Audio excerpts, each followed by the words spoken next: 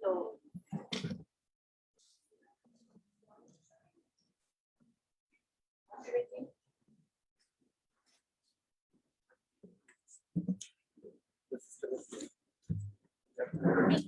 can I touch them? Yes. But I didn't know what you know. This one or this one? Which one? This one? So what?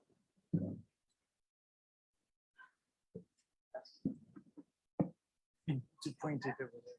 So I have to point there? Yeah. I have System is over. So I have to point there. Yeah. Teresa. That's it. That's it. No problem. Good. Do you want to sit here? Maybe yes, I have to sit there. Yeah. Someone else is Teresa, Yeah. can somebody else do this for you? No. No? No. So do you want to but sit I'm on going to this sit one? here with You you. can sit this part over here. No, you sit here. Yes. Yeah. And if you here. Yeah, it's much make better sure nobody logistically. blocks this. Yes. Over it. Same. Great. And then. Yes. Now, how I go back? From the button below. This one? Yeah. Perfect. Done. The real training. Sorry. Thank you very much. Right. Great, so we're all set. Thanks everyone for coming, being here. As you know, we have a conversation series with changemakers, and we have two changemakers here. They're real changemakers because they change the country. And one has been changing the country, and one is about to begin, I think, in a very big way. So you know, very, very welcome, Teresa, Daban, Sanchez, and Esther Ruiz. You probably all know quite a bit about the IMF because the involvement in the country has been quite extensive for some period of time. But I think today what we're going to be exposed to is a sort of big issues and then the macroeconomics of what it is to run a country such as Pakistan with all its complexities. And who better than individuals from IMF who bring in external expertise and understanding, of course, of economics, but I think also very heavily invested in understanding the country, its politics, its structures, its institutions, its governance problems, its challenges, from across the board, from education to health to sanitation to energy and so forth. So these are actually very, very large portfolios and areas in Pakistan where I think there has been some great strides being made, but I think we'll also hear about more miles that need to be covered in that direction. So I think it's going to be a fascinating conversation. So we're going to have Teresa present to us initially some thoughts, and she's got many PowerPoints, I think. And then I'll ask a few easy and a few difficult questions, if I may, and then I'm sure the audience will join me in asking more questions. So that's the order of the day.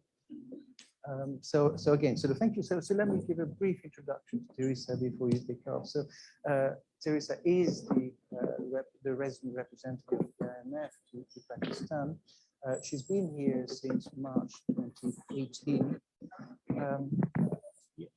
So I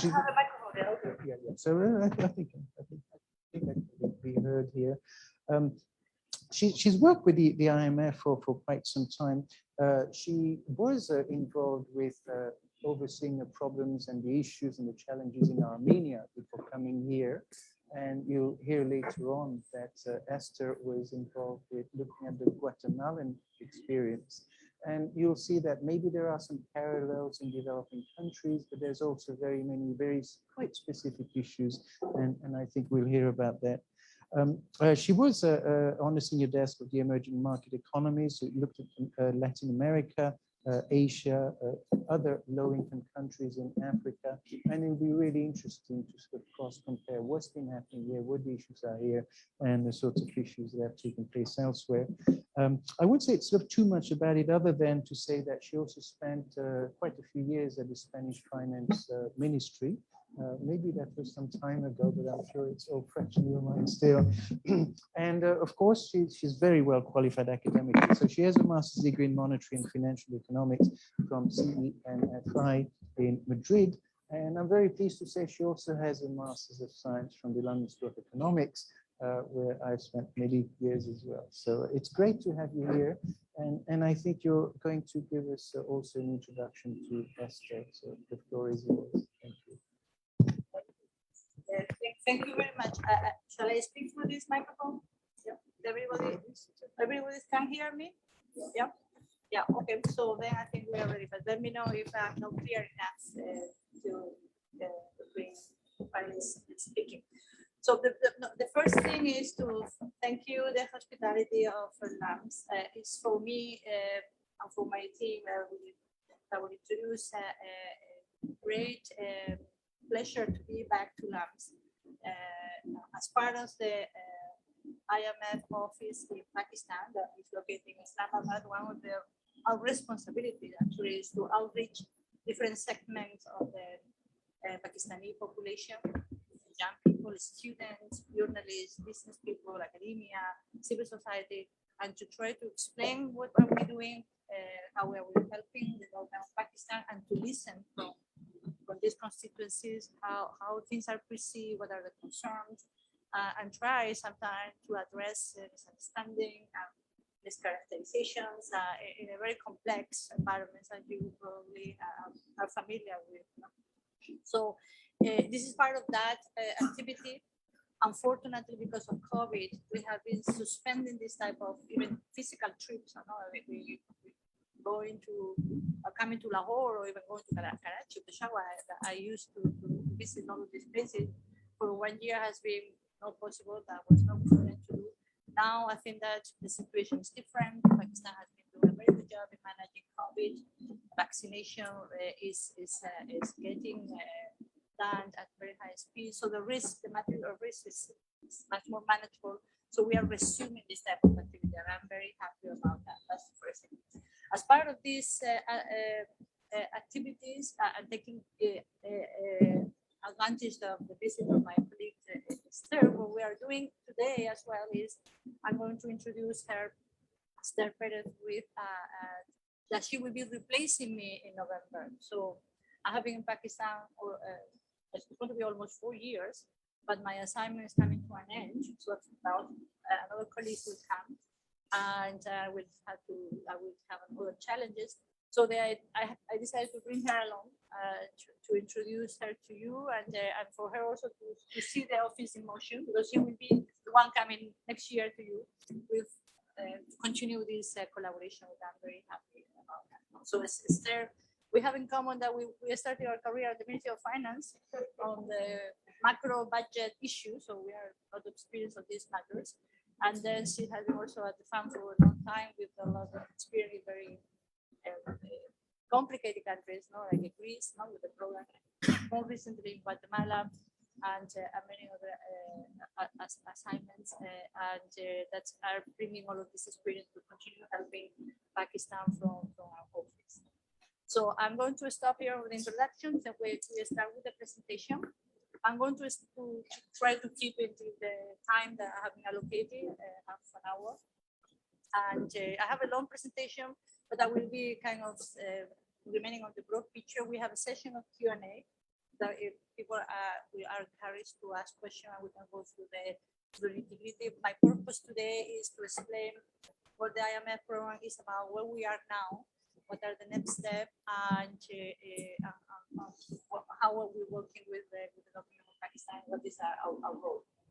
Okay, so let's start with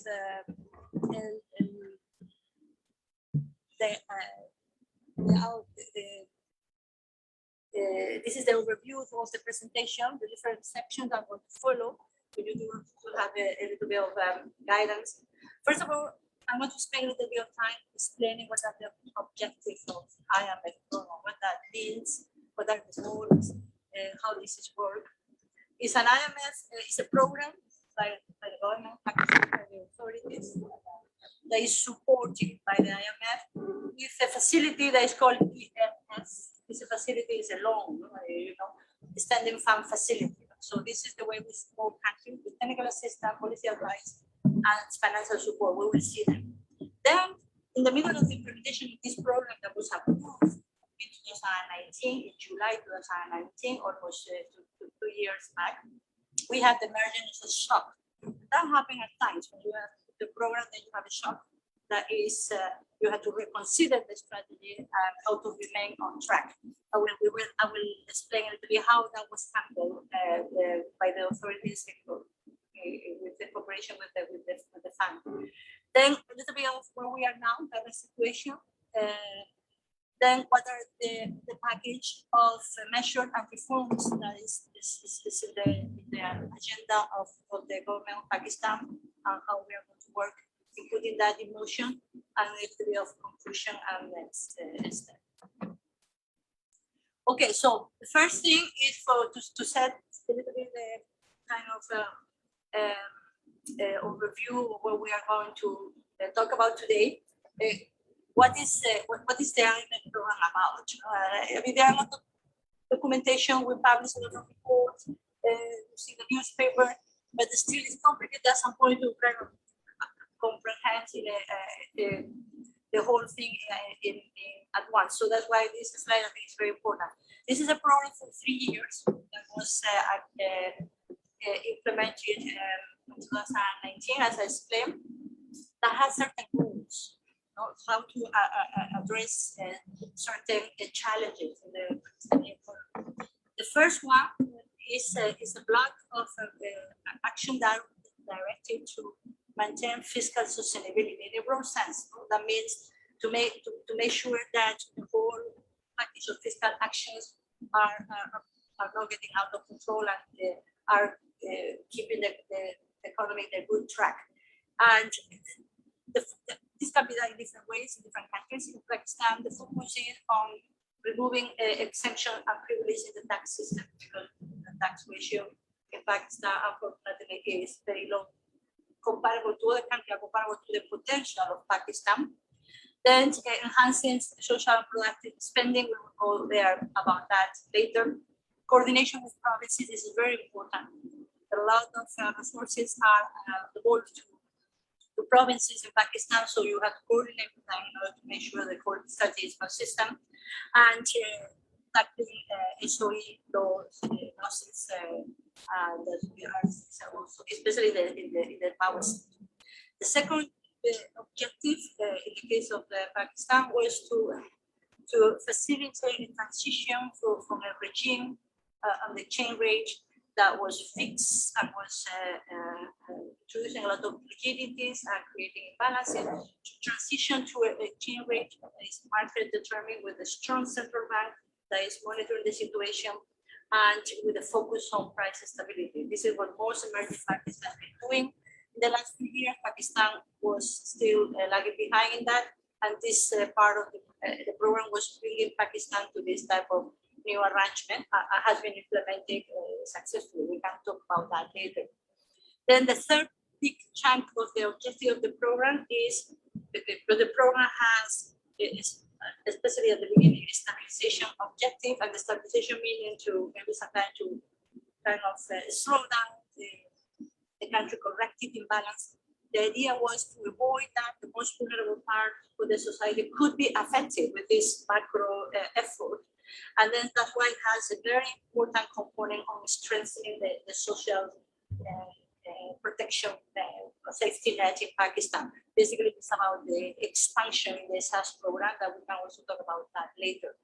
And the fourth is a bunch of many structural reforms that are needed in Pakistan, and they are now in motion, from the autonomy of the State Bank of Pakistan, from the tax policy, tax administration, improving the management of the power sector, anti-corruption institutions, FATAs, that we can talk about that, in which also Pakistan has done huge progress in order to make sure that Pakistan economy is managed and is performing to the fullest. So what happened before COVID? I'm going to bring you back a little bit to before COVID. It's a little bit in the memory, no? But it's important to understand where we were at that time, how the program was implemented from the very beginning. It was complicated. We cannot minimize that. The idea was to stabilize the economy, an economy that was with the balances that were growing very fast, the fiscal front, also on the external front. And before COVID, the economy responded very well to this stabilization.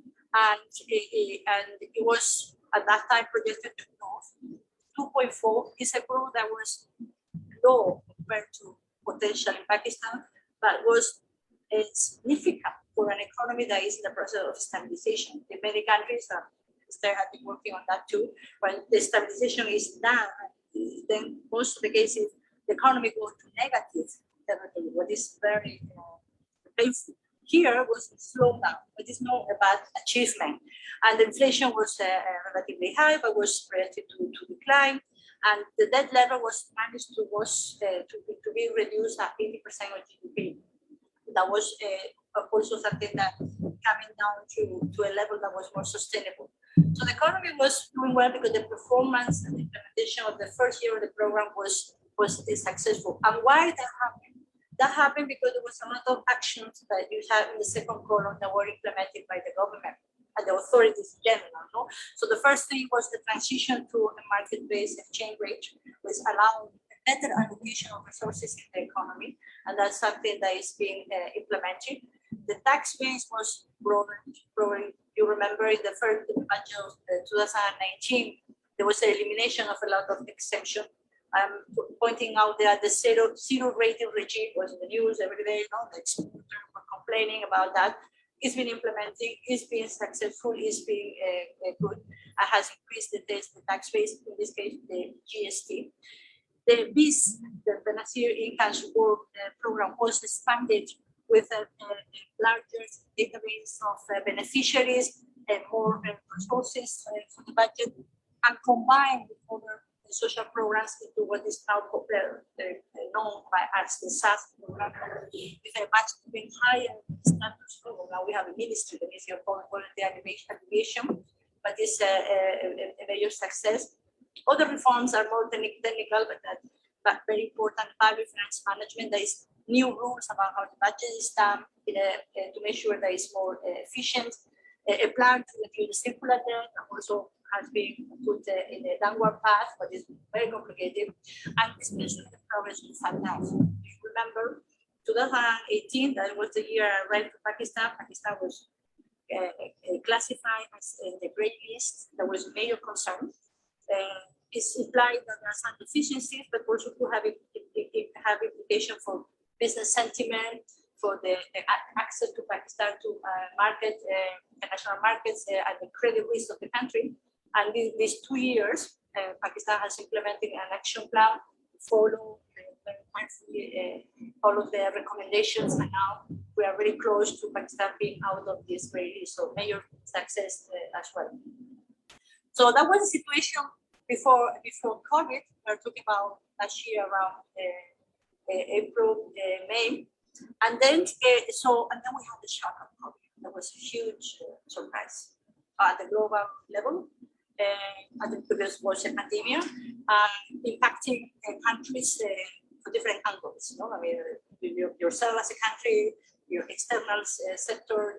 There was a lot of concern about what is going to happen with export. What is going to happen with remittances from the Pakistan is also receiving from many countries, especially the Gulf. What is going to happen with business sentiment, the lockdown, the business are going to close. So there was a lot of uncertainty, and there was a major change in what we call the outlook. So suddenly, and there was an exercise also conducted at the global level at the fund, we had to prepare for a situation of potential sudden reduction in activity and the sudden needs of support at the global level and at the country level to maintain the activity and to save lives, basically. So there was a change in the outlook. We were very worried at that time. You know that the IMF documents of that time, we were concerned that Pakistan could contract by 1.5%, something that has not happened. We will see. But at some point, we had to put the situation that worst case scenario. Also, we were worried about potential current account deficit with remittances maybe going to very low level, no, because people need to adjust their plans, and also an increase in the deficit because of need to spend more on health, ventilators, etc., plus maybe reduction in taxation.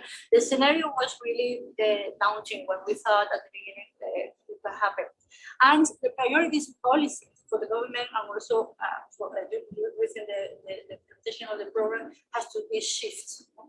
They shifted to when we had to make sure that life are saved, that we had to support the households and business as much as possible. The government started to do a lot of containment measures. You remember the lockdown and the debate about should be selective, should be across the board, no? And there was a policy of selective and very careful that I think has been also a success. There was an increasing spending on health, also more later on vaccination and the provision of vaccine to the population. And then there was in that scenario the need of securing extra funding. No? So there was an important effort to get support. No? The government at that time implemented the stimulus or supportive measures. No? And it was very problematic because unfortunately Pakistan was coming from a situation of imbalances and was in the process of correcting this imbalances. So the space was limited, unfortunately. But whatever space was open because of the successful implementation of the program was used. No? And that's a lesson very important. But you have to have your house in order to prepare for potential shocks.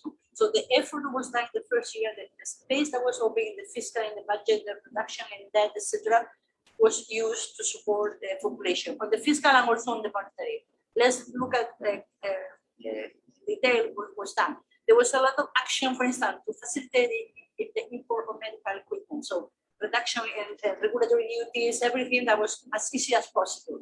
Then there was a SaaS cash transfer. There was an enhance of the traditional transfer plus an emergency transfer. Probably you remember that. No? It was done very quickly, using technology, sending people SMEs and then people joining and getting the money quickly. There was also a lot of effort to support export, giving them expediting the tax to farms for them to have liquidity. There was also other supporting the utility store. You know what the utility store? More money to the utility store for them to provide more food at affordable prices to the economy. There was a lot of measures. There was a construction package to allow more construction sites working and providing jobs for the people.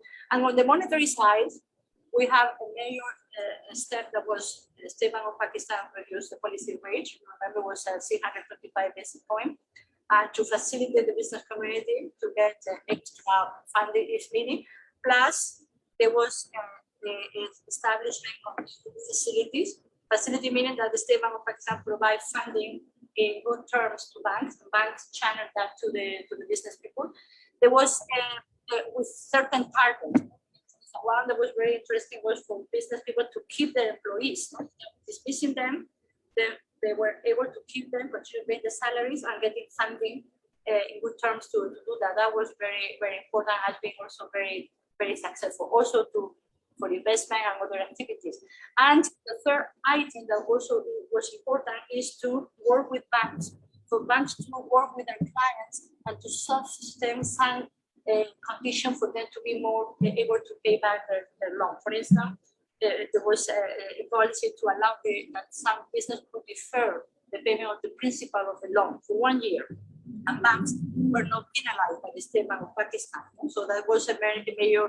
There was several actions, but that really was the most important and the one that was used the most by the business community. So all of this set of action at the end, what happened?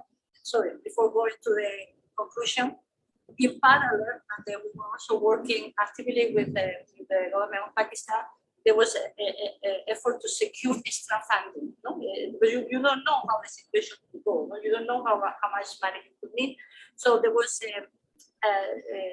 effort to secure new resources, fresh money. I mean, on the top of the IMF program, on the top of the resources that were already identified from the at the multilateral level and the bilateral level. Multilateral level, the fund provides what is called the rapid financial instrument. There is was 1.5 billion that were discussed very quickly. This is designed to help countries in an emergency. If a country has an earthquake, for example.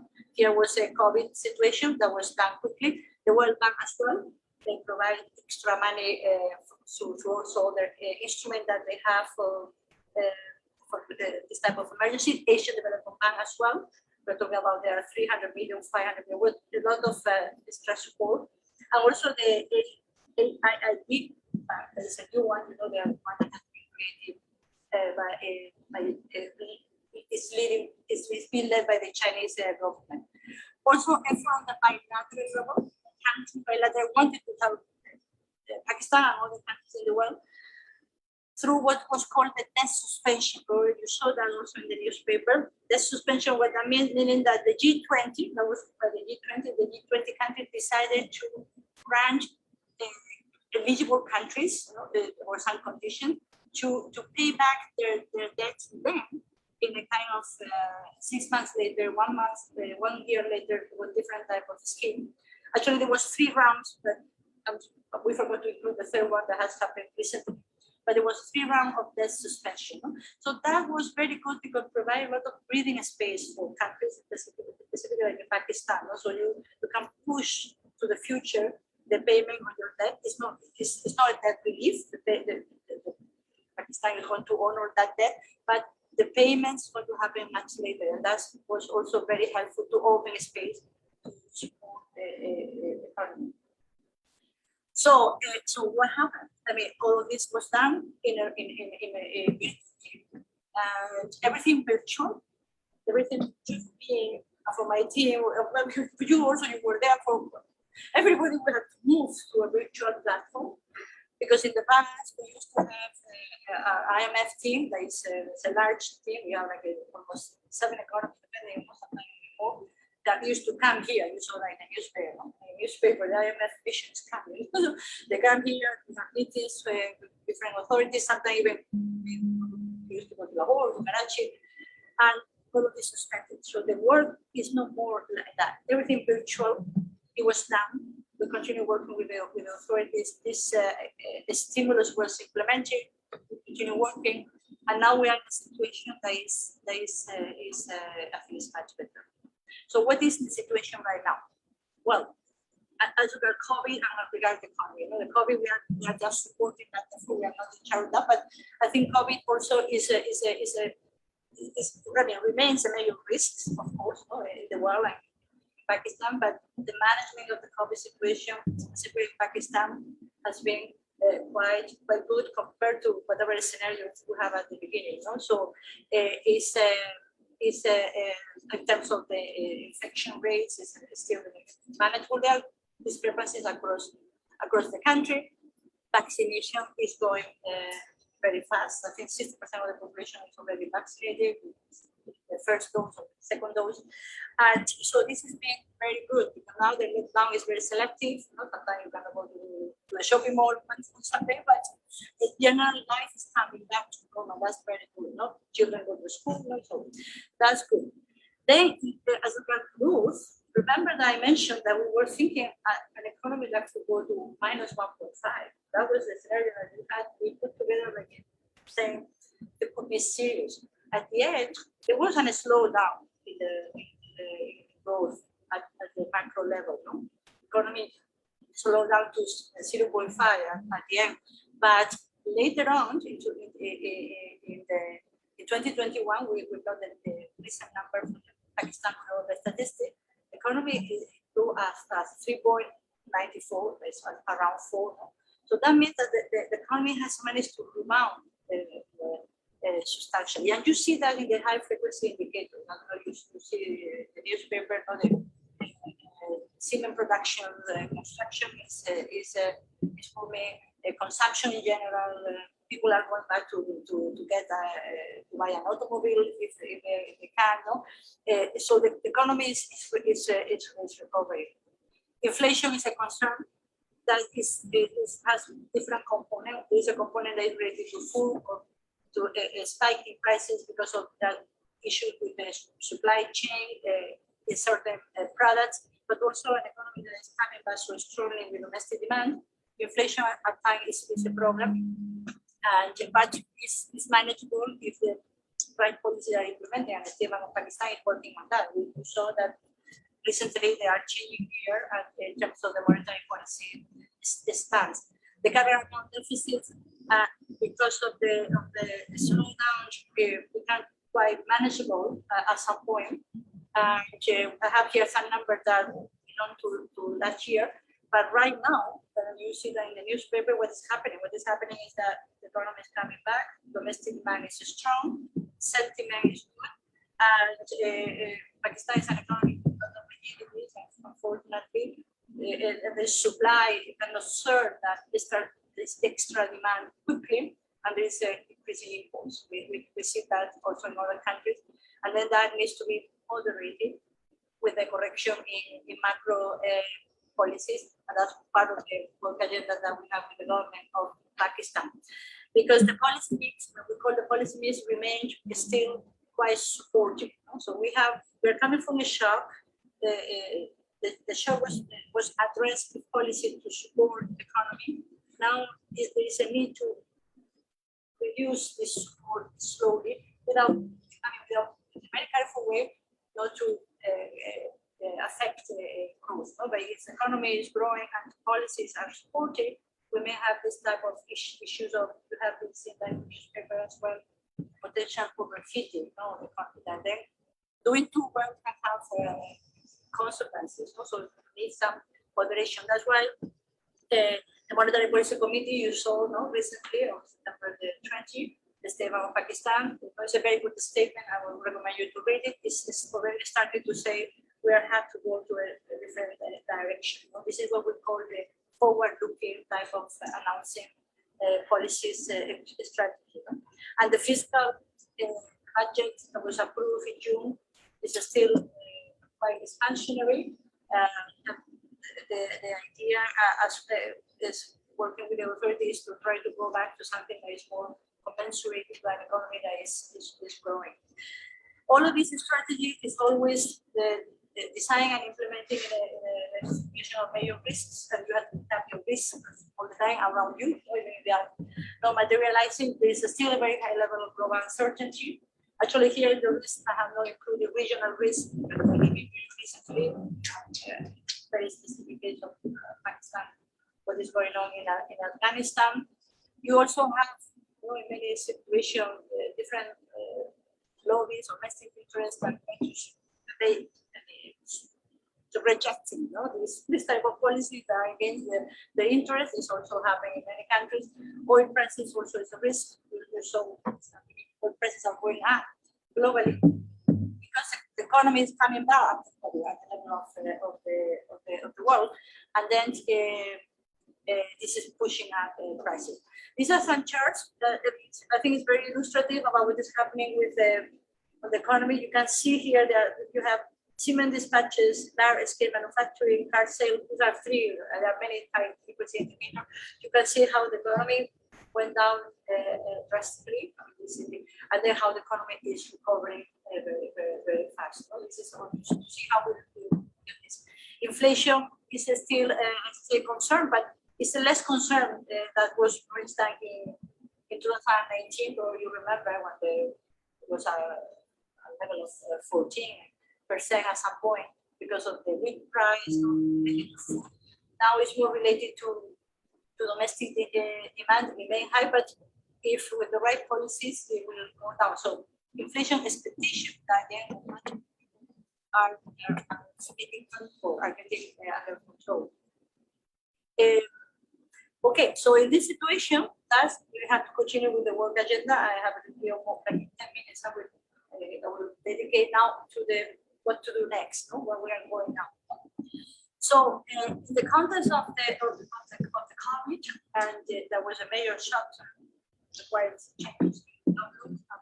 Then when we conducted together with the authority was what we call a recalibration of the strategy. Remember that IMF programs, when we work with the authorities, you put that in place at some moment in time for 3 years. So in 3 years, many things can happen. So when you have a shock, the goals continue to be the same, but you have to adjust. So the recalibration of the funds is no way that you have to, the program is not useful anymore.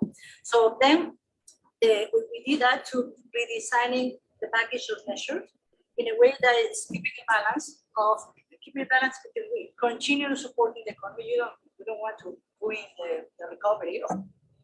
It's ensuring that sustainability, because debt continue to be an issue in Pakistan. Public debt has been increased because of previous crises and because of COVID that was needed to support the economy, and advancing the structural reforms that are needed to strengthen institutions and the rule of the game in Pakistan to make sure that the economy is better managed for the future. It was done in following these 5 pillars. I'm going to explain them a little bit. And the first one is to continue with the fiscal sustainability with a kind of medium-term perspective. Revenue mobilization continues to be a very important component, but I'm going to explain how the priority change later. Controlling spending to make sure that there is space for what matters, infrastructure and the social spending, to make sure the country is has a better prospect for growth. Then working on making sure the State Bank of Pakistan has a strategy for reducing inflation. So monetary stance, monetary policy stance has to be adjusted. Continue with the market-based exchange rate regime. Continue to first, what that means, the State Bank of Pakistan has been increasing the volume of reserve. If you look at the performance in that sense has been very, very successful.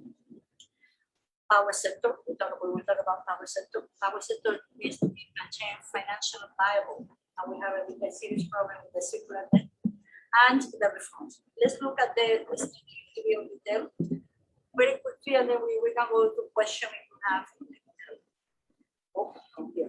So, okay, the fiscal, I'm going to be quickly, but basically this is a program where is focused on targeting the primary balance. Not something that the way to explain to when we put together the program. Basically meaning that the fiscal performance is assessed taking out the payment of interest to the debt. Why?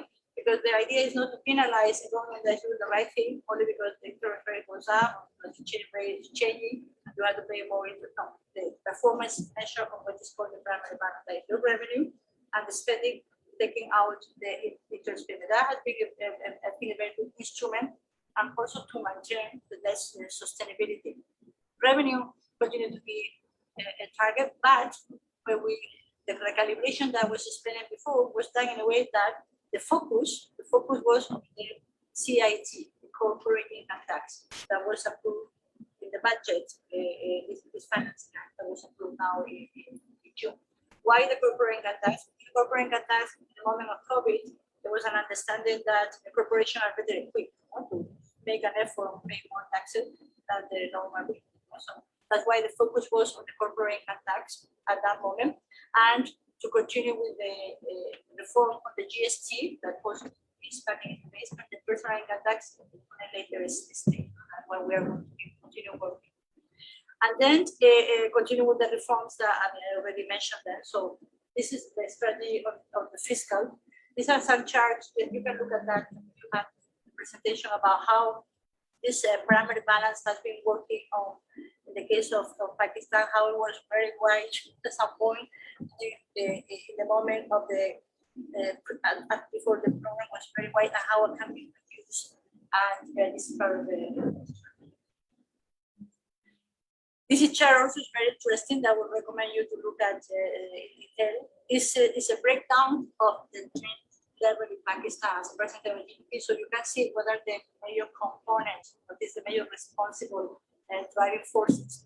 For instance, you see that the primary deficit is the yellow one. It is a very important component, and the exchange rate depreciation is also something that is in debate. You know, in the newspaper when there is a change in the exchange rate, when the payment of the debt that is external, it became more onerous, no, for the government. But when there is an appreciation, it's the other way around. No? So this is also another component that is not the fault of the government that happened in the background. And it's important to understand the debate about this matter.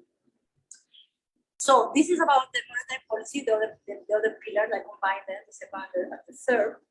And then in this sense, the strategy is to continue with a monetary policy that is what we call data-driven. I want to explain that, what that means. That means that the State Bank of Pakistan is going to continue looking at the economy, assessing what is going on, and it's going to react in a setting of deliberation. Monetary policy committees that was also put together recently in order to decide what to do and communicate. This is very important novelty in the case of Pakistan, and to increase the credibility of what is coming. People can make decisions about their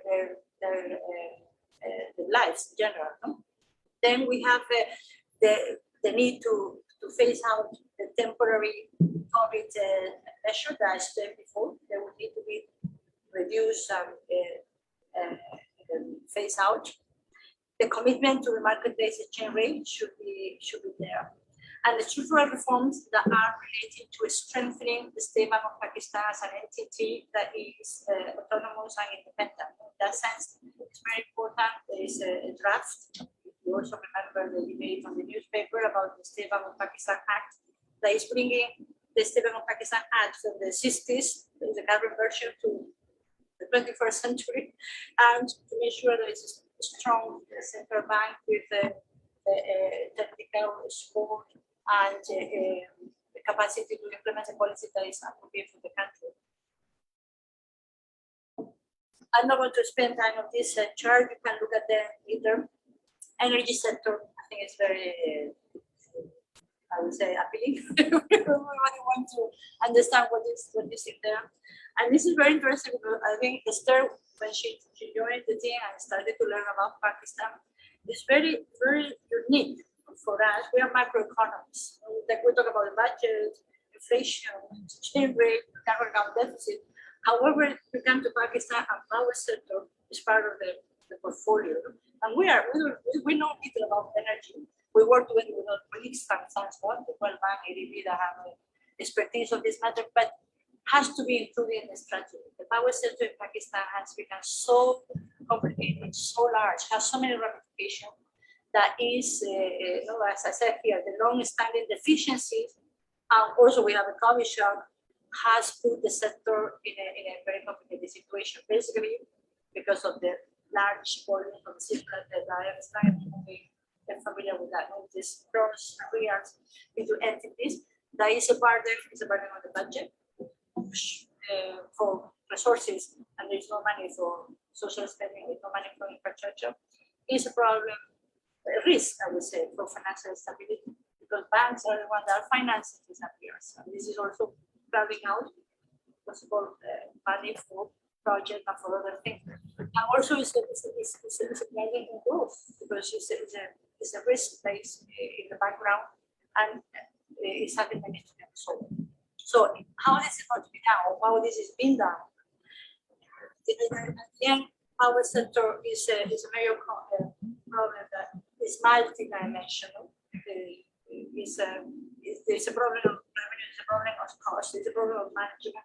So at the end of the day, this is done through what we call the significant management plan, meaning that it has to be encompassing a lot of dimensions and a lot of stakeholders, and have action in different items. No? As I said, first of all, the sector has to generate revenues, because they are recurring costs. They generate the electricity, and somebody has to pay for it. So revenue generation has to be there. That implies having tariffs that are in the base with the cost of the system. Then there is action to reduce the cost of the system. The cost generation in Pakistan is high. There's a legacy. We have to discuss about that. There has been renegotiation with the IPP, some contract that was signed in the past to negotiate with them, reducing the cost of generation. That has been done. It's also an important part of the strategy.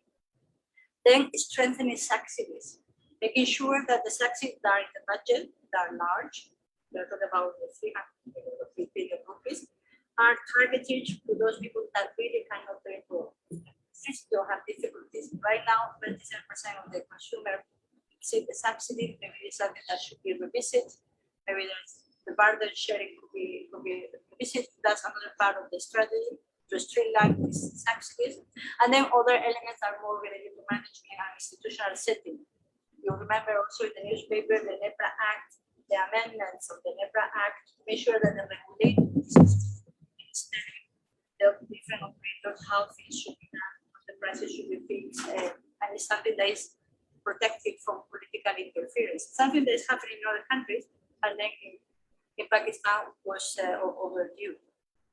And then many other things, electricity service, we don't know, improving the policy, the collection of the policy by the discos, reduction of corruption is a multi-dimensional action.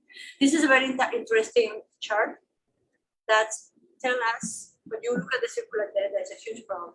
So what are the driving forces? What is creating this circular debt? No? So this was an effort to, it's complicated because everything is interconnected, no? But at the end we can say, no? So what you can see here, the circular debt, this pie is the stock, the circular debt that we have now. And then you can see that the delay in the adjustment, the red, the QTA is a quarterly adjustment, but it's a very complicated definition. It's a chunk of the circular debt. This is a problem.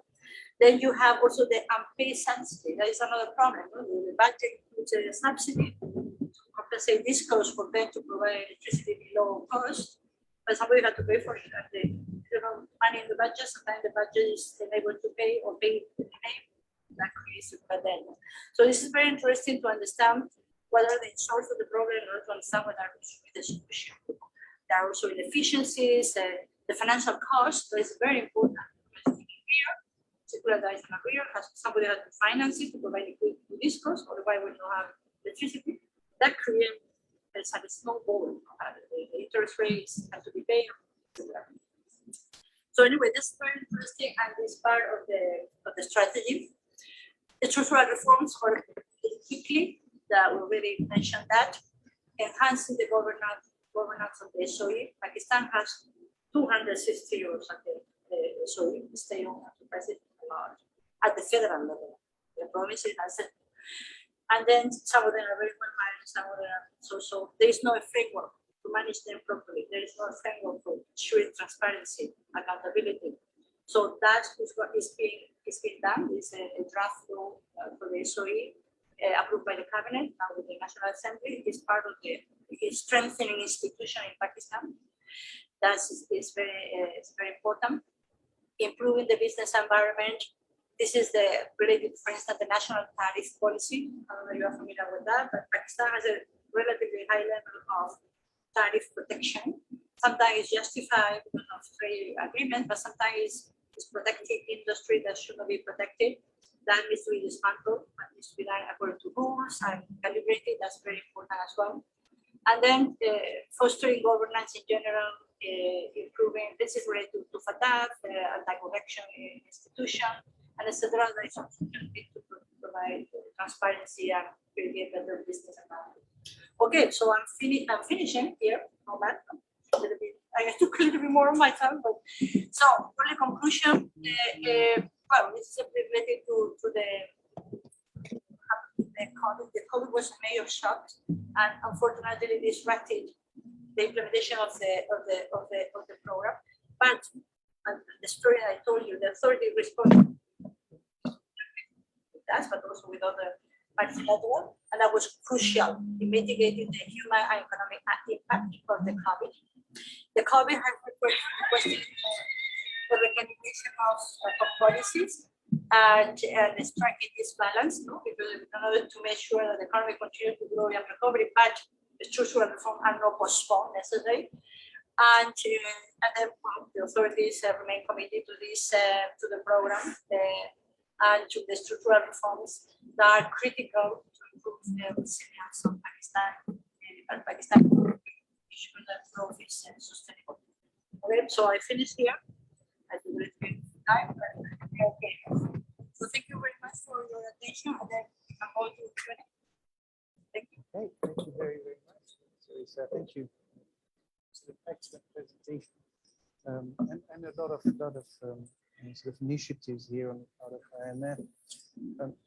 You know, in a sense, when representatives from the IMF talk about what they're doing in different countries, it tends to be very similar values. So, for instance, you're looking at a developing country, and you would say, so we need to tighten policy, we need to strengthen monetary approaches. We need to ensure that there's not too much intervention in foreign exchange. We need to give the central bank more autonomy. We have to make sure that state-owned enterprises are making losses. And these are the usual kind of measures. And there's a long history of those measures being quite tight in the West. And as a result, perhaps, I'm not sure that's proven yet, but as a result, perhaps, the Human Development Index tends to be much higher in the West. I think in Pakistan is about 0.4 or so. And the question I want to ask you is that all these measures require a whole gamut of activities, from increased efficiency to better organizational structures to better administration to almost a cultural change in organizations and institutions. That is a big leap. So the sorts of things that you advocate at the IMF level are pretty much kind of cookie cutter type stuff. But what it takes to get there is absolutely immense. It can require a huge transformation. And I wonder whether you can comment on how far Pakistan is in terms of achieving a higher human development index that we're seeing in Western countries as a result of some of the approaches that you're advocating. So the question, I could not hear you the last one. I mean, most of what you advocate is based on the premise that human development is enhanced through that. And I'd like you to comment on how far you think Pakistan is from achieving some of the indices that we're seeing in other parts of the world that have institutionalized which is an issue. Okay, so maybe, I mean, this is a very good question. I would comment on that. Maybe I gather all the questions from other people and then I respond. Just in case there are commonalities. Yeah, please. So while appreciating all the efforts made by IMF to, fix those structural reforms, I want to ask, there is a wide, spread perception that the most favored tool IMF staff members and IMF as an institution is number one, to go for flexible exchange rate regime. And the second is to increase interest rates. While there are two problems. First of all, both these policy stances are not generalizable and there are counter evidences exist. The second is, in the context of Pakistan, especially, there is no evidence of interest rate and inflation pass-through. And contrary to what we expect, there is an inflationary impact of exchange rate depreciation.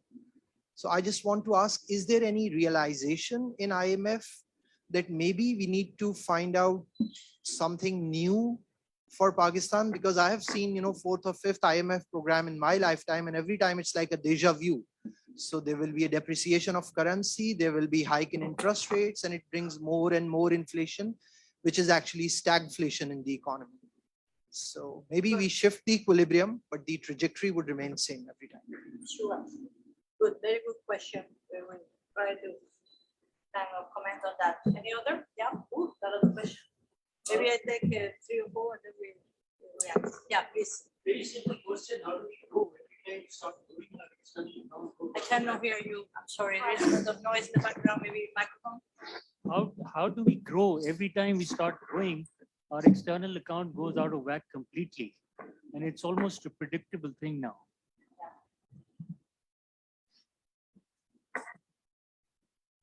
Okay, please. My name is Saad and I'm an MBA student. And first of all, it's a privilege to be associated with such a company. Looking at your presentation, I was thinking about a question. And we all know that the Kamyab Pakistan program aspires to give 3.7 trillion in interest-free loans. and thinking about the liquidity crisis which Pakistan is facing, and especially the circular debt which you mentioned. What is your opinion on the Kamyab Pakistan program, its success, and is it viable for the Pakistani economy or not? I would like your comments on that.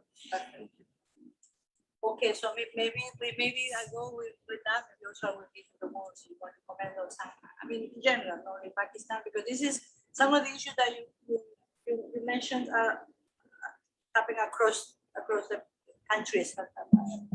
Unfortunately, I mean, the challenges shared by other countries, so they are interested to bring in other experiences. Let's start with the broad picture type of question that you asked about the human development.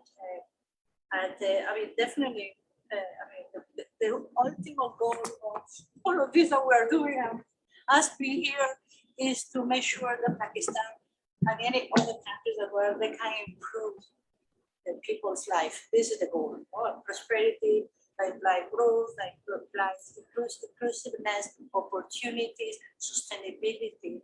That things are not changing out of the blue and then you get completely lost in the process. This is the idea. This is for sure. I mean, this is a major effort and very multi-dimensional, very medium and long term. There are many stakeholders. We are one stakeholder only, important one, I think.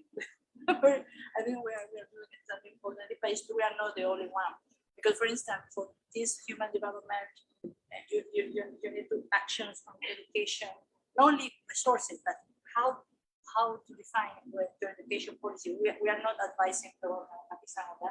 You have World Bank, you have ADB, you have many other stakeholders helping that.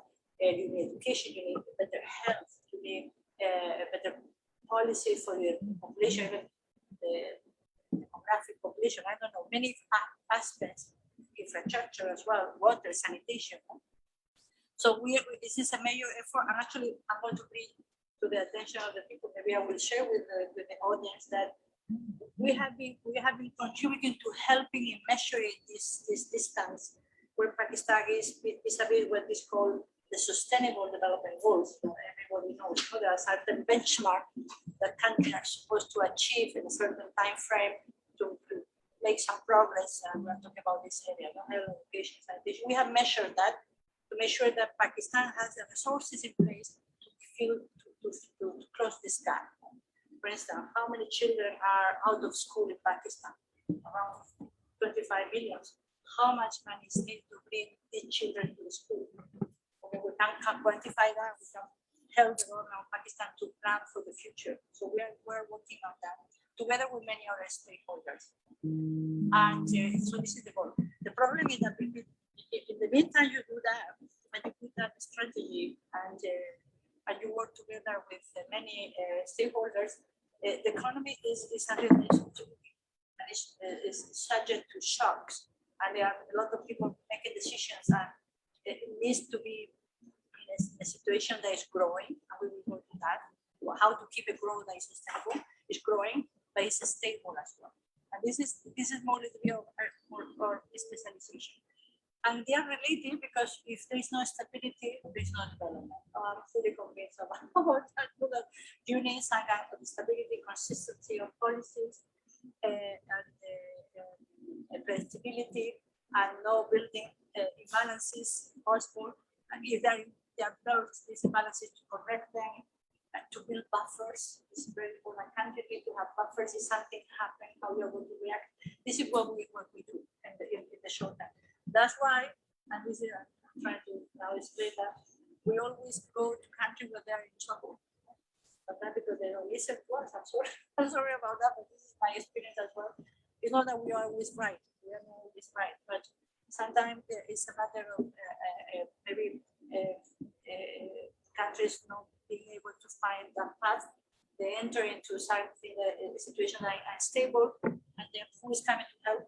IMF. Because this is our role. We are the lender of last resort. Then, when we are coming, the situation is complicated. The actions that needed are very complicated, are sometimes painful for the population. Then we have bad reputation. But what can we do? This is the job description. We are like to be here talking about education. And things are much more like easy and more like aspirational. We have to talk about doing the homework and taking action that are complicated. So this is only to set a little bit how we work. But the main message is that yes, what we do is connected to this human development goal at the end, and it's part of the going forward. And then let me go. Not cookies, because jumping one question to another. Stay with us something while later. These are very interesting issues that are common to other countries. For example, the tax ratio. I mean, it's very disappointing even for ourselves. We should look at Pakistan 20 years. Every assessment that IMF team, many of people that have been working, unfortunately, the remedy has been the same, because the problem continues to be the same. I mean, so this is the problem. I'm convinced that you cannot, as a government, run a country of 220 million people now, with a lot of developmental needs, infrastructure gaps, lack of education for all, health, with a tax ratio that is more than 10% of GDP, is very difficult. But there are collective needs that require collective actions, a strong provision of services, and therefore that everybody has to contribute.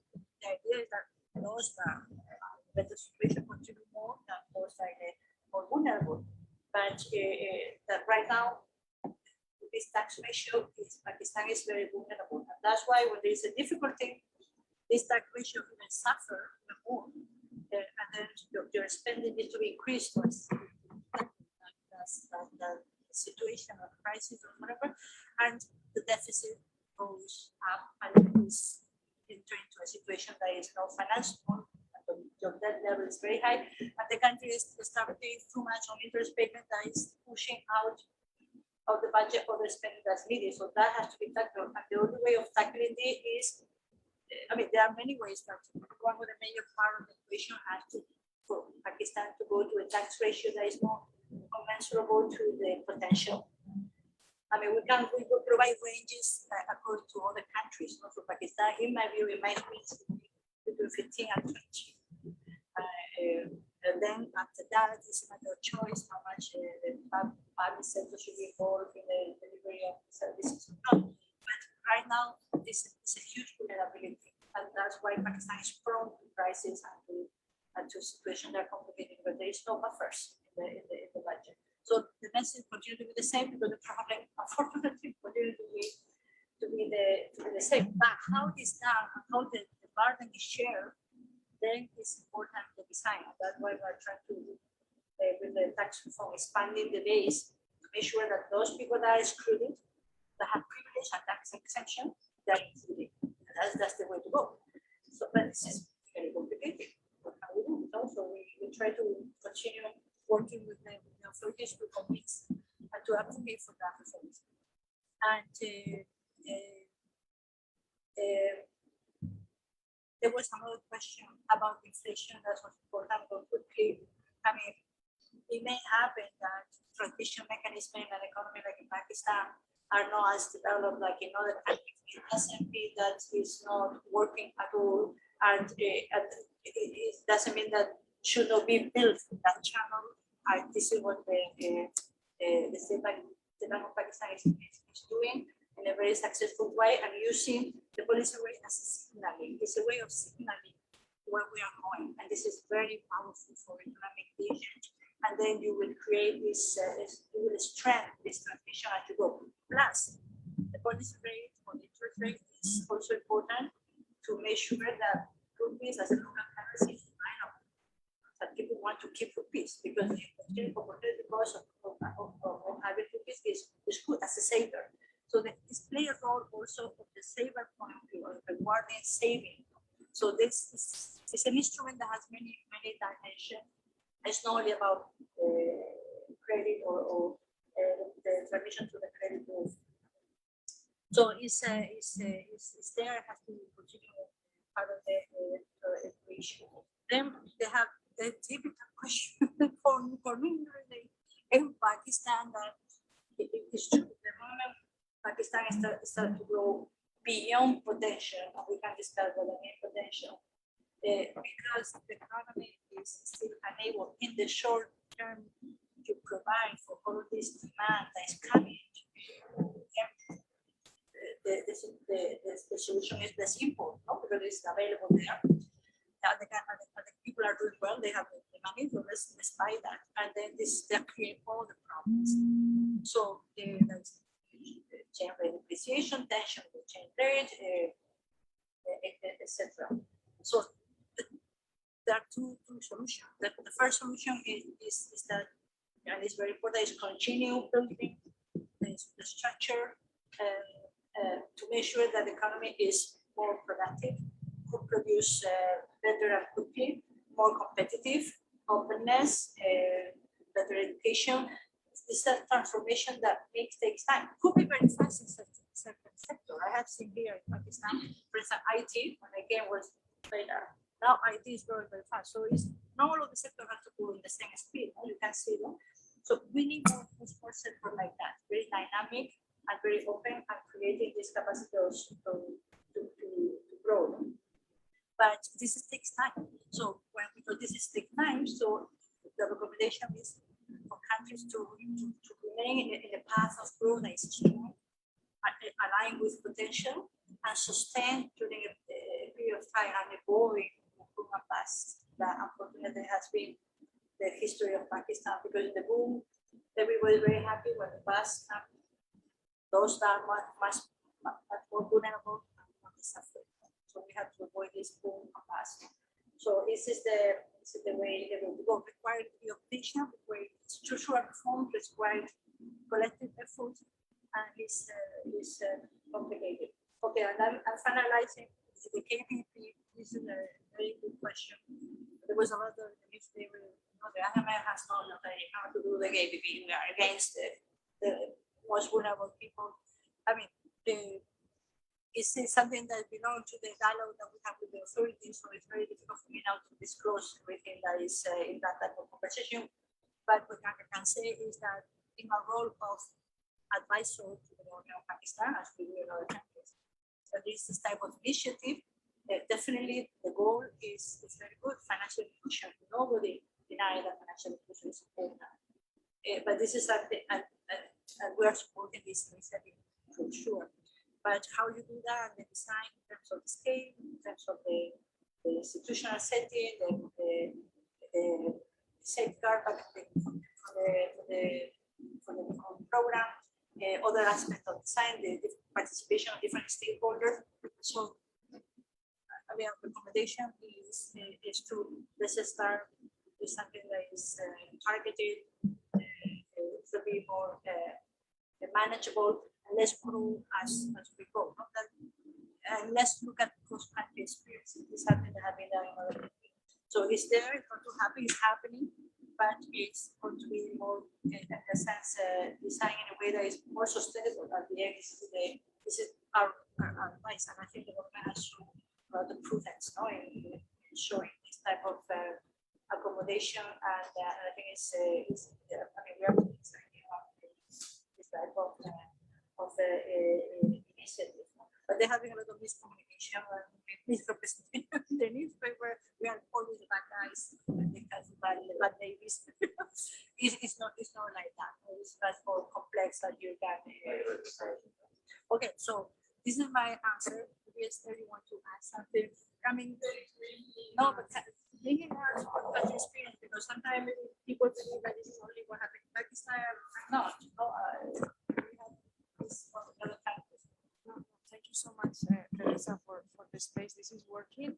I think so. No, Yeah. I mean, thank people you have very been much. here.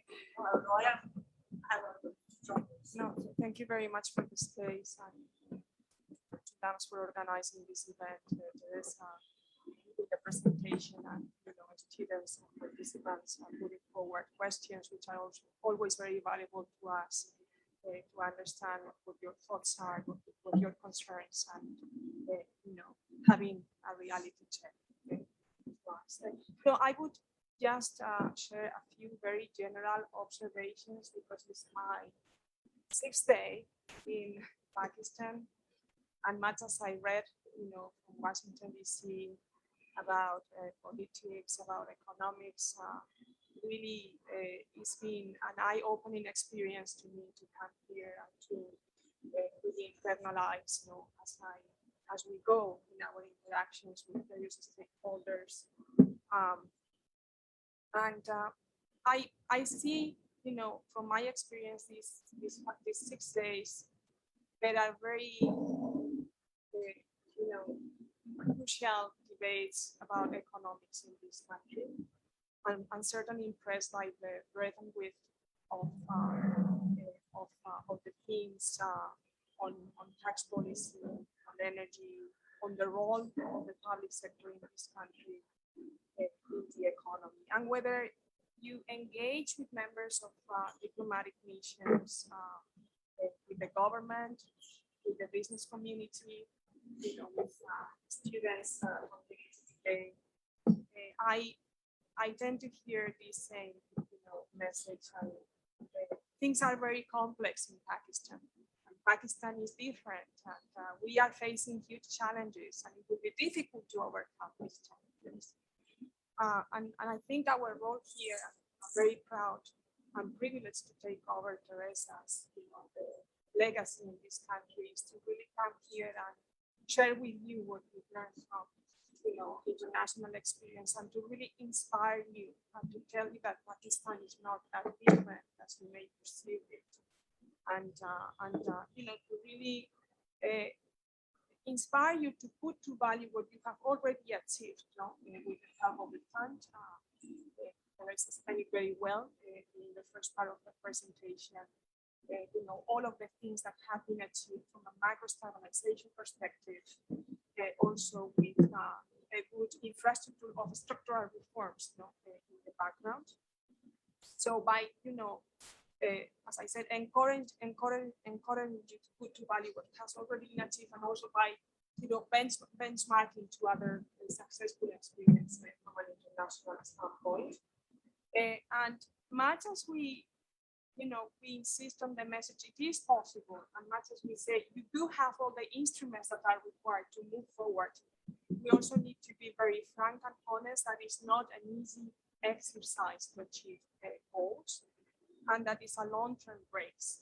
And things that in principle look like have an easy answer, or it's only one lever you have to work with to move in the right direction, such as FX intervention. And is it possible to have a fully flexible exchange rate? And you may think, working on one single lever is enough. Is not enough, And the issue of the FX pass-through and towards inflation and onto inflation has to do with the fact that this country has, huge import dependency. And then when you start asking yourself, and where is that coming from? Then you start discussing about tax privileges. You start discussing about the role of trade policy. You need to start discussing about the inability or difficulties in spurring investment, whether domestic or attracting foreign direct investment. And then you start discussing about the role of pro-business reforms, and how to really, explain and reassure investors that it's worth to invest in Pakistan, because maybe today education is not at the level that it should be, but there is a great potential. And by the way, the programs that we've seen, really discussing with your economy, are really great, not because of the scale they have today, but because of the potential they have to bring forward. So again, there is all the ingredients there, but it's going to be a long-term race, and here we are to inspire you and to accompany you in this journey. Thank you for that. I think Ms. Faria has a question. Oh, yeah, please. Yeah, we're okay with time. I've just been told that lunch can be delayed if you're willing by 15 minutes, so we have an extra. That's fine. I'm not happy. Good. Good. I'm enjoying. So thank you, ladies, for this wonderful session. I think we need your background. Yes. Sorry, can you hear me now? Thank you for this wonderful session. So the IMF, Pakistan's been a member of the IMF since 1950. And in that period, we've had several bailouts with IMF packages. What I'm interested in knowing is what is the net impact in percentage terms of the monetary reforms that you have implemented in the country, whether it's in terms of the LTTF given or in terms of deferment on NPLs or loan restructurings. Have you seen substantial net percentage impact in the country vis-a-vis the monetary reforms that you have implemented over this period? Sure. This question.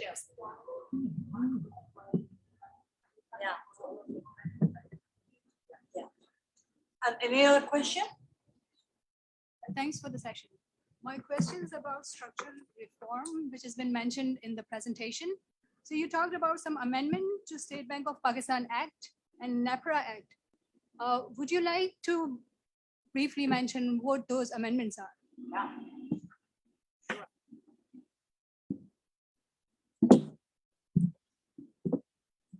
Okay, more question? One quick comment. Okay, yeah. Is it possible that next time when we need IMF, you would think of giving a package to the state of Pakistan on 10 years basis and not to the government, which will be incumbent at that point of time?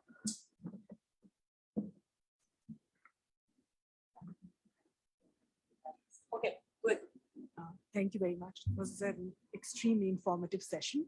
I think you have to I'm raise your Simi. voice. Raise your voice.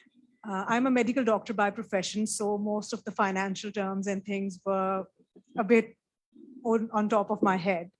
But I really want to know is that you have been working in Pakistan for last 4 years.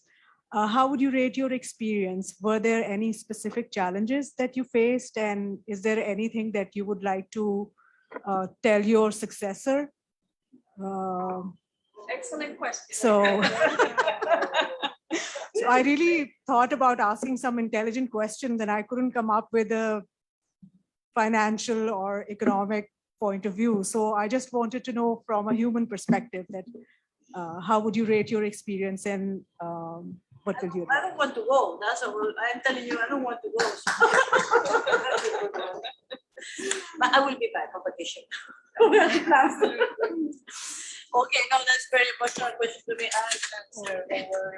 So can we answer the more question? We can go later. So I mean, the impact. It's a very good question. They say, when you do things and you continue doing the things, and you know, where are we going? What is the impact? It's very complicated because this is a long period. Many things happens. A lot of punctual intervention. We are not in the developmental business, so we cannot show. Okay, we built this bridge. Well, the World Bank is the one that has this type of business. For us, it's more fixing situation of crisis imbalances with financial assistance that help the country to correct the imbalance with less pain. That's what we do. Is we're providing resources in very good terms, long term at very good terms in terms of interest rate, and then with that, the country can navigate the crisis without asking the citizen to do the whole effort. So we are in that sense a partner with the facing the burden of the adjustment, and that's what we do. That's our job description. That coming with technical assistance, policy advice, strong engagement, plus as well advice to correct these issues that are putting you in trouble. So that's why this is. The impact is there. We managed together with the government of Pakistan and managed to improve certain things. I would say. I'm not an expert on the whole history of Pakistan, but when I was looking at Pakistan, you can see there has been progress, but we will need more progress. That's the issue because we are still in this situation. No, then let's look at some examples. No? Pakistan has a very, has a tax system in place with income tax, GST, corporate income tax. When you look at the legislation, okay, the instrument that many other countries have, no? Excises, but when you look at the nitty-gritty, you can see that a lot of populations or individuals or activities are excluded for different reasons. I mean, maybe because politics in the past, sometimes it's a legacy. No? This is eroding the capacity of the government of Pakistan to collect taxes. And and this is happening all the time. Sometimes they are removed. We go back to Washington, we come back 1 year for the new program, and everything that was removed is restored. And that's, I think, it's more politics, more different lobbies, vested interests. We can advise again to remove them, and we do again. Sometimes there is reversal, sometimes no, it's not always like that. But this has to do with more the political economy of Pakistan that is complex. No? Our role is economics. We advise how to do this type of reforms, but at the end it's extremely complicated. But the goal is continue to building institutions. That's the work where we are precisely in this program and in the past, in the sense that to make sure that Pakistan has the policy making that is rule-based, because this is, it's not because we have a special interest, it's because cross-country experience has shown that when politicians and government, they establish rules to themselves on what could be done, what cannot be done, the policy making is more stable. So that's what we are trying. In the sense that, for instance, that I'm connecting now with the question on the NEPA and the Statement of Pakistan Act. Is a very good example of how two institutions, in this case the regulator, NEPA and the Statement of Pakistan, are going to lock in a law good practices about how they work. NEPA Act, for instance, what is the reform is about including a clauses of automaticity. What that means, that when the regulator, and that happens everywhere in the world, no? When the regulator establishes the cost of generation of energy and establish what is the tariff to keep the system afloat, which is why financially it will collapse, we're trying to avoid, then this is done in a way that is automatic with little political interference. Doesn't mean, well, I mean, the newspapers say that it's lie that the government is not sovereign. No, it's that you do that to protect from political interference. If there is an emergency, of course, if there is a situation that is extraordinary, the government as a sovereign can always say, well, I think automatically in order to make sure that the system is stable and complemented with support for the most vulnerable, because when the whole thing is automatic, it may happen that tariffs are very high for certain segment in the population. Then you help this segment of the population, but postponing this adjustment, we have seen in the chart that I put before there in the screen, create the circular debt. No? So this is an example that we are trying to do, and the NEPRA has been approved, so we have an impact. We were advising on that and has been approved finally. The SBPS is a similar example, more complex, tied to the whole monetary policy change rate regime of Pakistan. Pakistan is transitioning to what is considered best practices for a central bank, in which the policy are established by the authority, by the government, that is a sovereign elected by the people, of course. But the State Bank of Pakistan needs to have certain autonomy to implement these policies. It's the same thing. It's like we are going to reducing inflation, then these are the policies that are going to implement, and then you have to again also limit this type of intervention that could benefit some sector versus other. No, that is what happened with the exchange rate is term fixed. This exchange rate is a relative price. No? So if you are on the import side or the export side, it's going to benefit you. No? So if you establish that in a way that is arbitrary, they have a tremendous distribution aspect.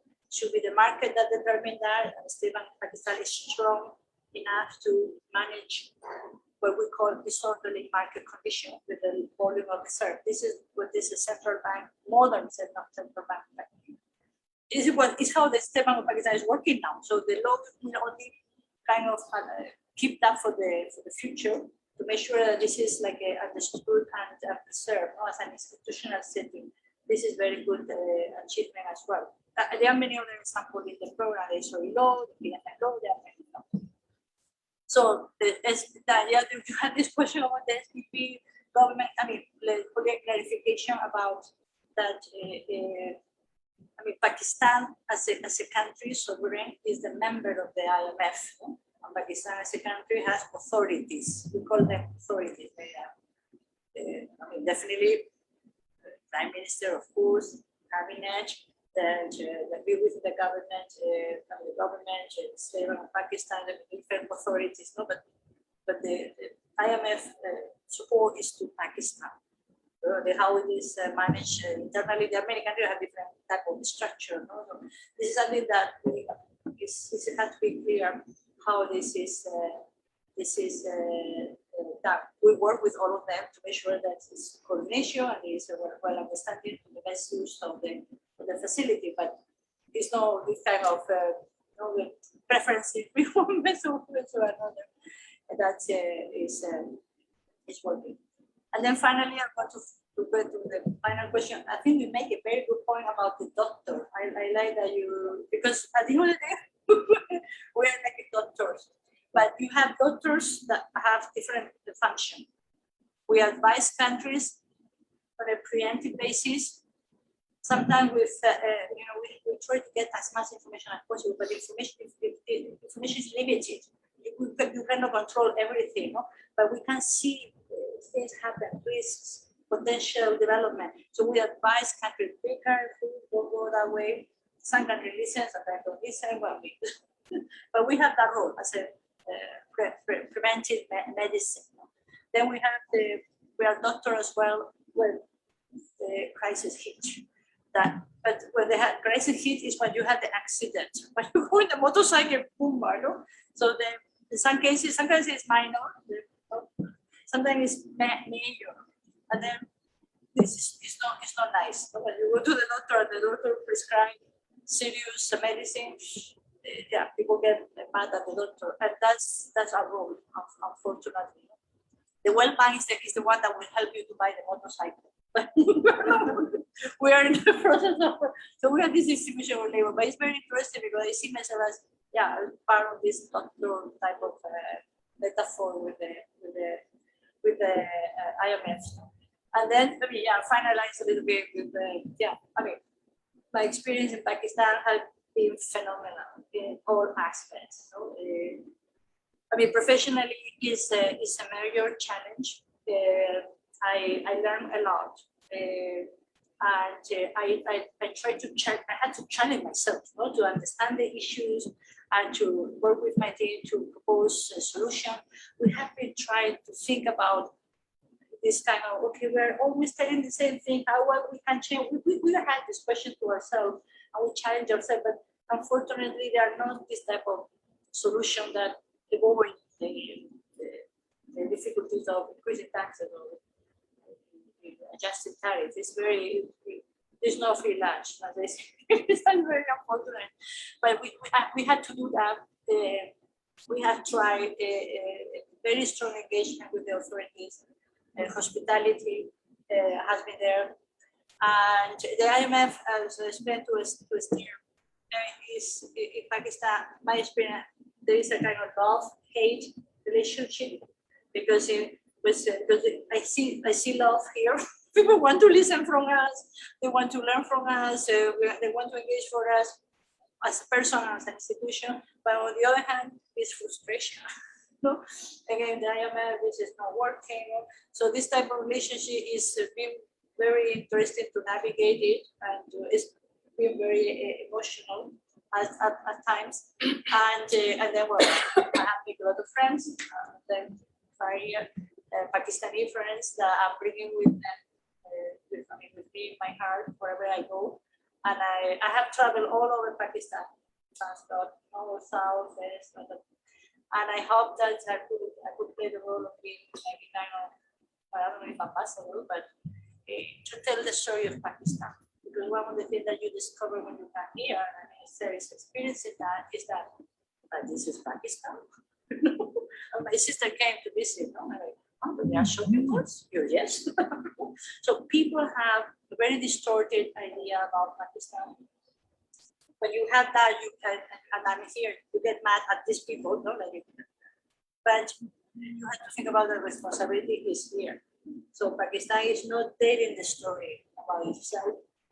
I mean, I believe that because it was a difficult time of security, the neighborhood, and I think now this, I mean, it's always complicated, but I think the situation is kind of different. Pakistan needs to tell the story to the world.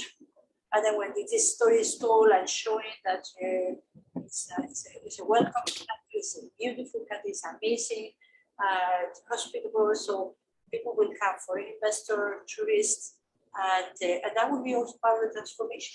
Because countries get transformed when they interact with others, through trade, through investment, as through business, through kind of friendship.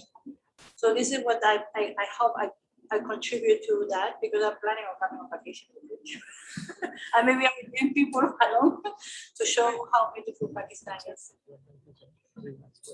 Very good. Yeah. But No. I was going to say, when you took over, I think your exact words were, this is going to be challenging, demanding, and interesting. Those were the words they used, and I think it probably was, and I suspect you might be feeling exactly the same. Yes. As I said, it's been very, very rich, these 6 days in Pakistan, and very much looking forward to really come to continue, reaching out, engaging with the civil society and the authorities. And I just wanted to go back, for a very brief note on my side to complement what Teresa has been already explained, and the development angle, because it's been raised by some of you in the audience. And look, different institutions have different mandates and different points of emphasis, and we care about near-term growth. World Bank cares about medium-term growth and projects that lift the growth process. But at the end of the day, I think from Washington and the IFIs, what we all are aiming for is to live living standards, and we care about potential growth and we care about inclusive growth. Now the fund's contribution is, well, let's make sure that there are those minimum macro stability conditions for growth to kind of score, because from international evidence, we know that those economies that are stable throughout decades, on average, they exhibit higher growth. But we also, at the fund, care about medium-term growth, because the way in which governments use, their instruments today has a bearing on medium-term growth. And one of those instruments is fiscal policy.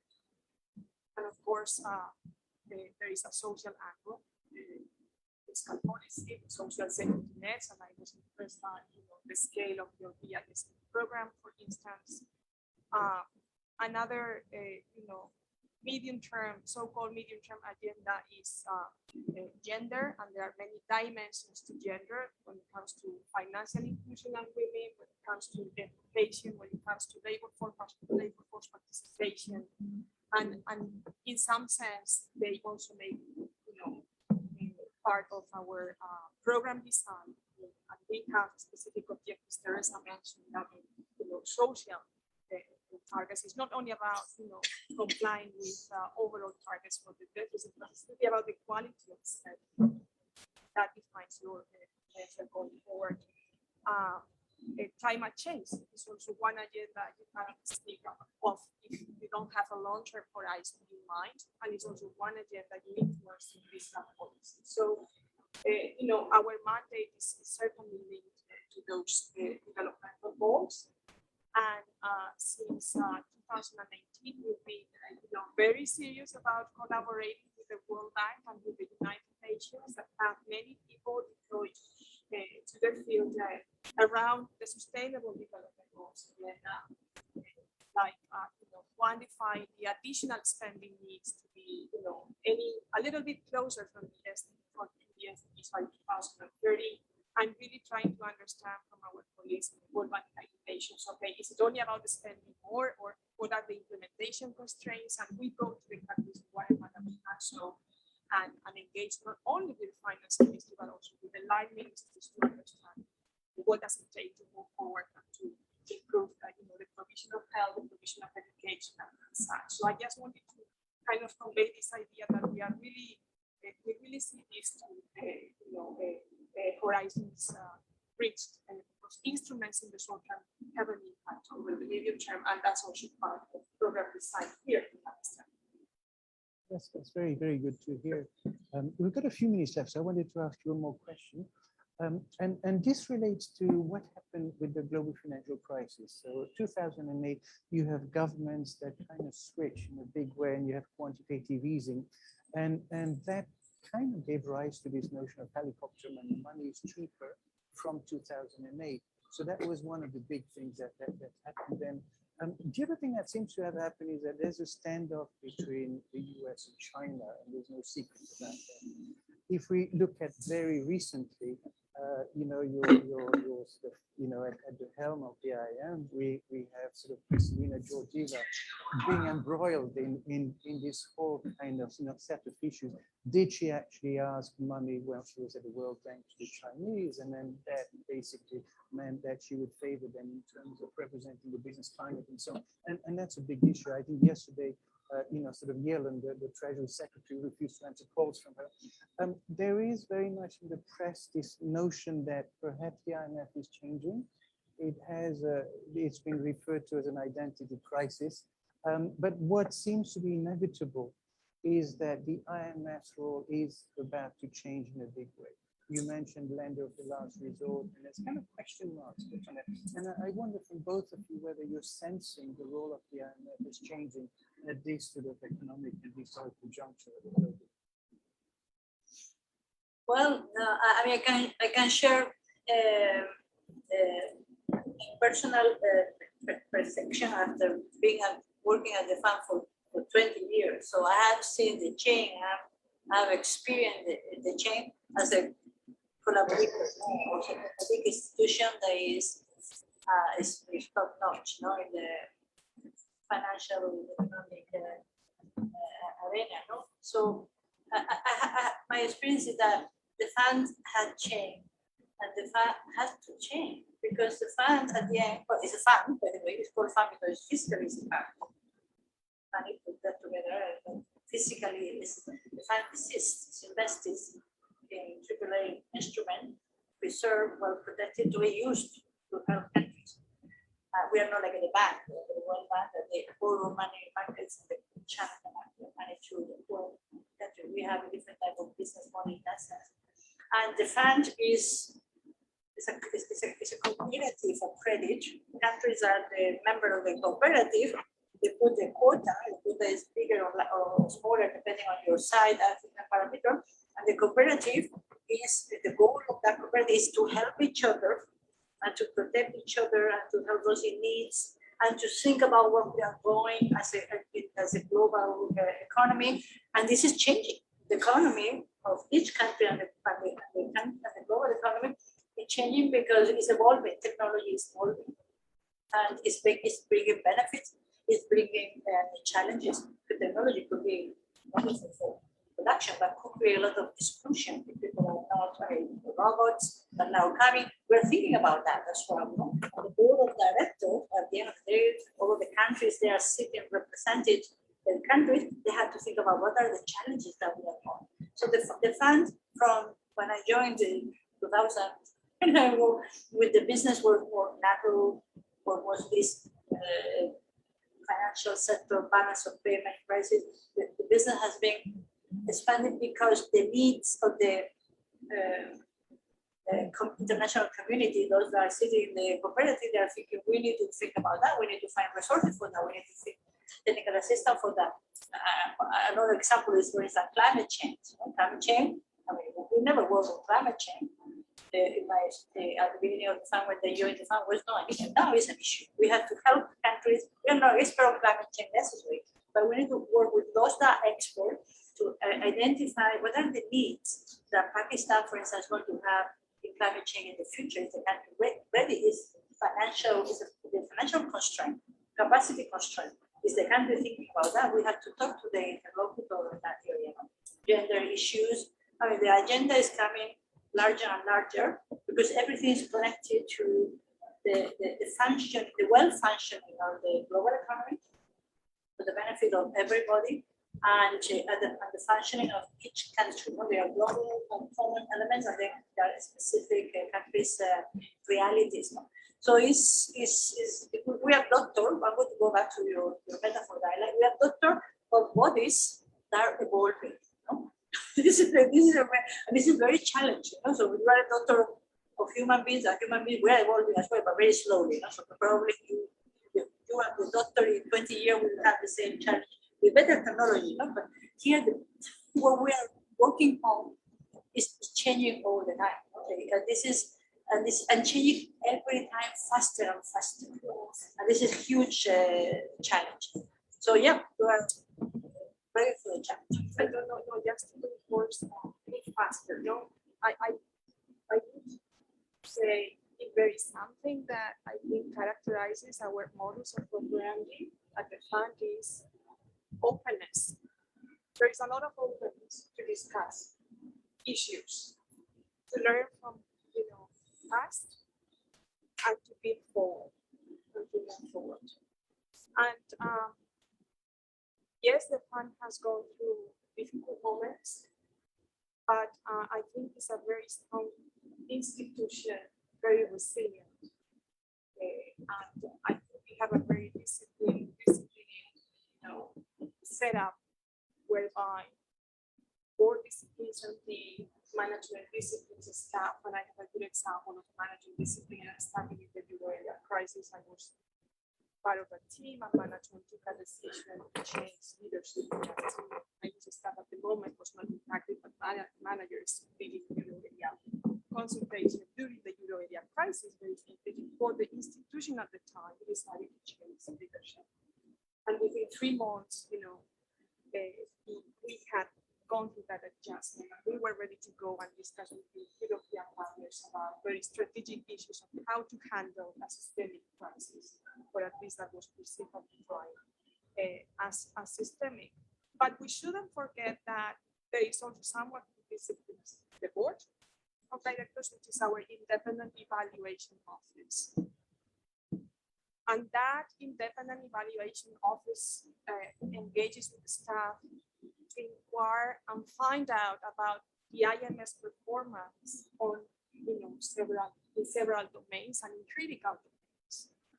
And I have the example of being working at the fund only for a couple of years, but having gone through the experience of participating as a member of the risk program and having a call from the IEO, and I didn't know what it was, and asking for an interview to discuss the Troika configuration within this program and whether program design had and what is it had been influenced by this Troika configuration, and whether real-time something else could have been done to avoid what was perceived as very ambitious fiscal adjustment in the context of the fund program, because fund programs usually ask for fiscal adjustment of about 0.5 percentage point going to 1 percentage point annual adjustment.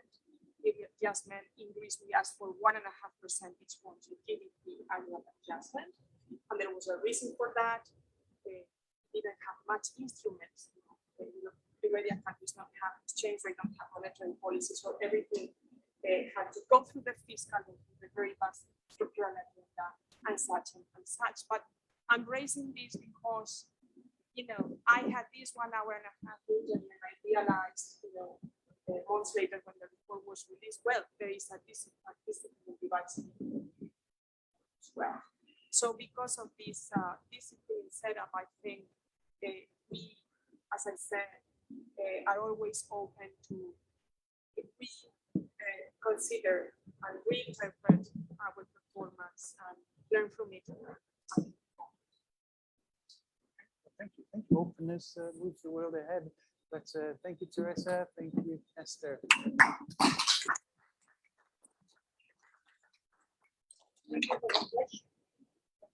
Oh, we're very welcome, and the audience, I think, has been absolutely brilliant. Very good.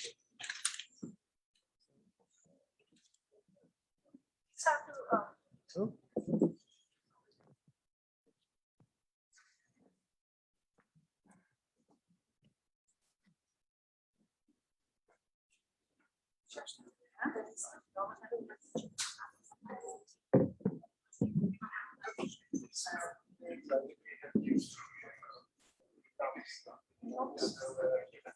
Thank you very much. So yeah.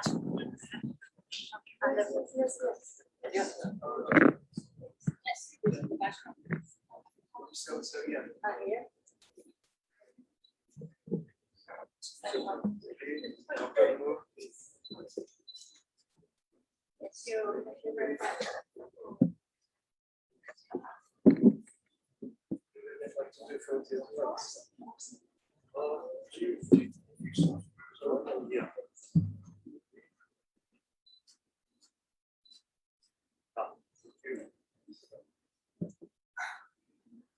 Very nice. So this is very nice. I will show for the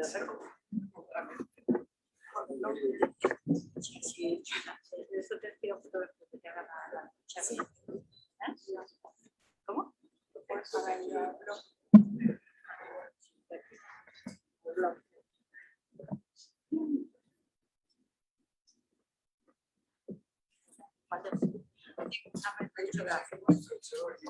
Sorry?